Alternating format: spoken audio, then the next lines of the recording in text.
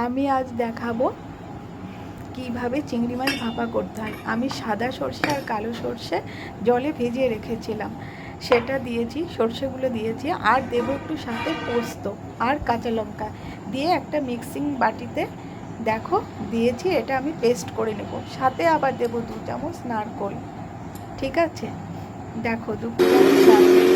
এবার আমার এটা একটা পেস্ট করা হয়ে গেছে, পেস্ট আমি করেছি। এবার একটা বাটিতে, সেই বাটিতেই আমি দেবো একটু টক দই। টক দইটাও আমি মিক্সিতে একটু বেটে নেব, তার কারণ টক দইটা না বাটলে এটা দলা দলা হয়ে থাকে।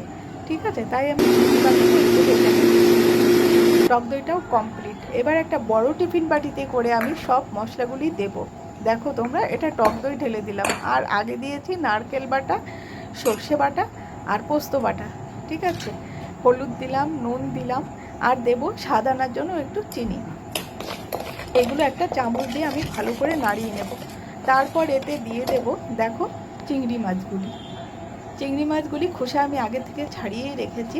চিংড়ি মাছগুলি দিয়ে দেবো। চিংড়ি মাছ দিয়ে এবার আমি ওগুলো ভালো করে মিশিয়ে দেব। এই যে পাশে হচ্ছে গরম জল। এবার আমি আমার একটু সর্ষের তেল দিয়ে ভালো করে মাখিয়ে রেখে দিয়েছি। দেখো, এবার একটা পাত্রে গরম জল ফুটছে। একটা গরম জলের ওই পাত্রের ভিতর একটা স্ট্যান্ড দেবো, দিয়ে তারপর টিফিন বাটিটা দিয়ে দেব। দেখো গরম জল কেমন টকবক করে ফুটছে।